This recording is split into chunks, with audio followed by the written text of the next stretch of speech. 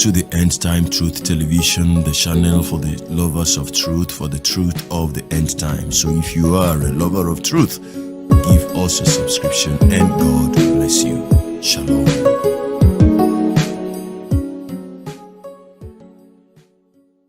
Hello, good morning, good afternoon, good evening, wherever you're listening to me from. I bring you greetings in the name of our Lord Jesus. To those of you who attended church today, how was church service? I hope you enjoyed it in the presence of God. Thank you very much for being there. Before I go into this video, I want to make some clarification. I love to explain because I understand that reasonings are not the same, and sometimes we are not at the same wavelength when we talk about understanding and perception. The last video that I uploaded was a video that was acted. It was something that was acted, and I stated it in the video that it wasn't as if this happened and it was filmed like that, but these people acted it. And I used that to illustrate what God can do for his true servants. If you have not watched that video, just try and get it here, because I'm not going to say everything in the video.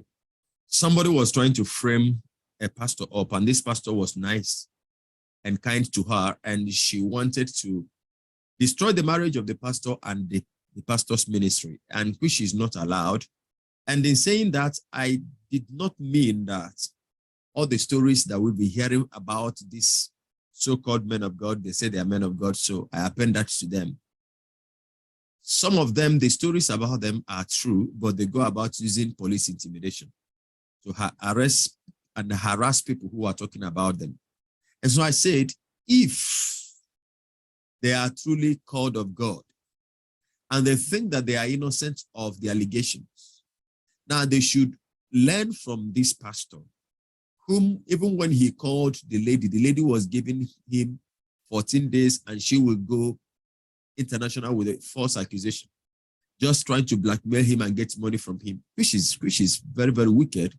Went to his wife, lied to his wife that her husband impregnated her and that they have a child, which was a lie. Now the pastor went in after speaking with the girl, and she was insistent on what she wanted to do, and he cried to the God that called him, and that God went on to vindicate him. And I even used the case of Gideon. I said, the father told the people, you cannot fight for a God. If Baal be God, let him fight for himself.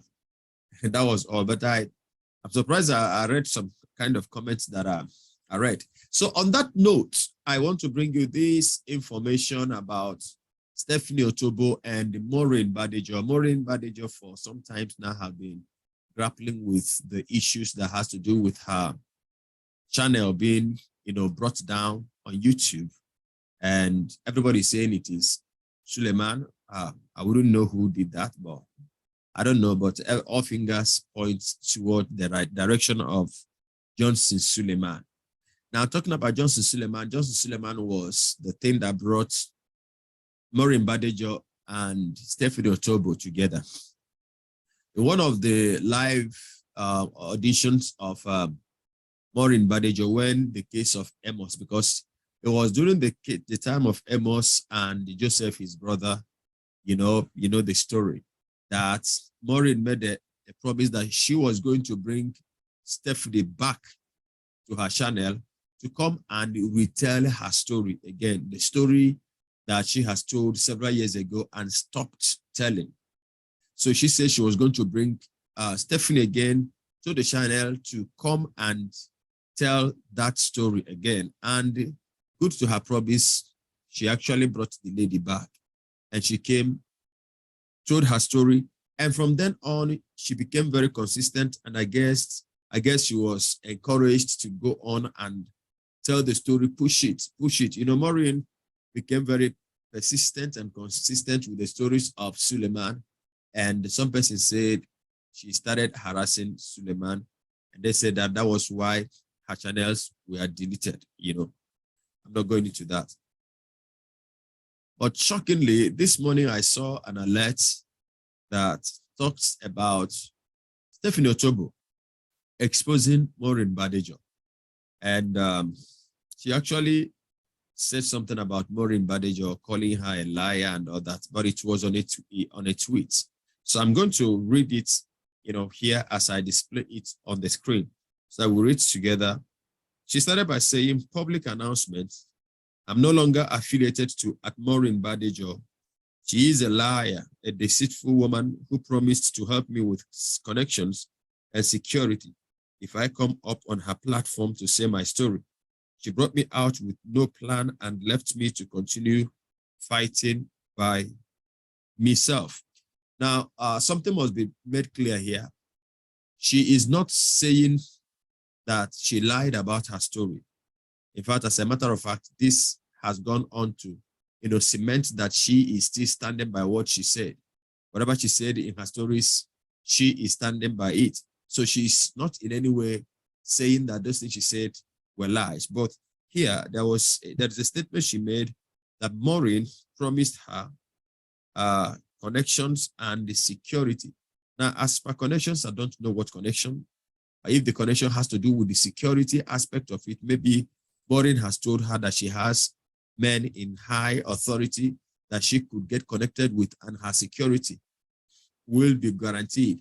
And that security, I guess, might be security in Nigeria, because we know that Otobo is not resident in Nigeria. She lives in Canada. And I learned that she was making plans. I don't know if that plan is still on, that she wanted to come to enroll for the Big Brother Niger, that, semi prostitution thing that they do there. Sorry if you don't like that. But that is very, very embarrassing. That is a very stupid and irresponsible program that even you may be watching it, and I know you don't like, as I call it now. So probably I learned that she said she was coming to enroll in that program. So, of course, she's not a Canadian, she's a Nigerian, so she would need security. I know that for more than 4 or 5 years, since she told her story, she's been lying low, and even people speculated that she may have died. Now, she didn't die. So I wouldn't know if it was Maureen that went to dig her up, Maureen that went to, make her to come up again to retell the story, telling it even with more pictures. Some of you may have seen some kind of pictures of what they call, people would refer it as something I cannot mention, but the private part of the apostle, so alleged. So she came out to tell that story again, and now she is accusing Maureen, that Maureen promised her security and connection, which means that she probably was done with telling the story, but then somebody persuaded her to come out with a story. And so she continued, she said, beware of her. Maureen told me she has every contact and needs to fight my cause, and started playing deaf after she used me. She'll convince you to come speak up on her platform so she can have content to post and create on YouTube and other platform and get paid for it, from it. She is selfish. Well, this I wouldn't know, but then they being convinced to come out and tell the story with all promises, that she will be given the connection to fight her case and win her case. Then apparently it means that there probably is something that she is hoping to get, either from Suleman or from whoever that, would make her, because if this battle is to be won, you win the case, either you win the case by receiving a public apology or something, She made it clear that she was not interested in the money. I don't know if it was an emotional thing that she hoped to gain victory over and then, feel good about it. But she said she will convince you to come speak up on her platform so she can have content to post and create on YouTube and other platforms and get paid from it. She is selfish. She continued saying she will do everything to make you trust her and back off when she's done using you. She doesn't have plan for you. Be careful how you get to expose yourself on her platform. She is a deceitful woman. In a second thought, I also began to think these promises and of connections and security, was it actually out of desperation to get Otobo to talk? Because, sometimes people can be under pressure to get stories or content they think can yield, views. And so there could be this kind of, bait. I'm not saying that that is it, but I'm just asking because if she was given such a promise, on what basis? Was it on the basis that I'm surely going to do this? Trust me, I am not a babe in this thing. You can understand. And I've carried stories that have outweighed your own, and nothing has happened. I have people I can, give you their contact, and however you want it, they will keep you secured in Nigeria. Suleman will never touch you. Could that be one actually trying to be very, very zealous or desperate to get somebody to come out? Now, that would be called deception if that was actually what happened. But then, we've not heard from Maureen Badejo on this matter. And so, as I speak on it, I'm just trying to consider all kinds of options that probably would have been possible till Maureen Badejo gives her own side of the story, if ever she will respond. Then we will understand what actually happened, what took place, what security was she promised. Was she promised a security that she can now freely visit Nigeria? What connection? Was it business connection? Was it connection for marriage? Because we know that was why and how she got entangled with Suleman in the first place. So it's actually going to be very, very important if we can hear from Maureen Badejo. Actually, this thing is not safe, all these things. And that was why that video I did that some persons are trying to misinterpret becomes very, very handy. You see, it is quite true that so many people have called me and told me, beware of such and such, he kills, beware of such and such, he's dangerous. And so maybe she did what she did when she did it, and apparently felt that she has had enough. I've lost power here, but I will continue to finish this video now. So apparently she felt it was okay. She's done what she needed to do. And all that she needed was to be quiet and allow things to take care of itself. But eventually somebody persuaded her to come out and tell her story with whatever promise that was given. And the money that she was talking about, the making of money that she was talking about, I understand that Maureen wrote a book about Suleman. She wrote a book that she launched on the week that she celebrated her birthday. And the content of the book has to do with some of the stories that Otobo brought to the scene, to Maureen's platform. And so I wouldn't know if there was any kind of agreement, but I think where she is grieving here is that Maureen promised her security and connection. And after that, Maureen is now playing deaf ears. Well, I wish that this was, settled differently. I wish that everybody honored their, what they promised themselves. I wish that we don't actually use incentives to bring people to come and tell stories that they don't want to tell. Somebody contacted me and she's having problems with her husband. And, after watching a particular video that I posted, she contacted me and was telling me certain things. And I said, considering the situation and the condition of things now, okay, it was the case of Osidashin Washiku that frightened the woman. But her own case is quite different.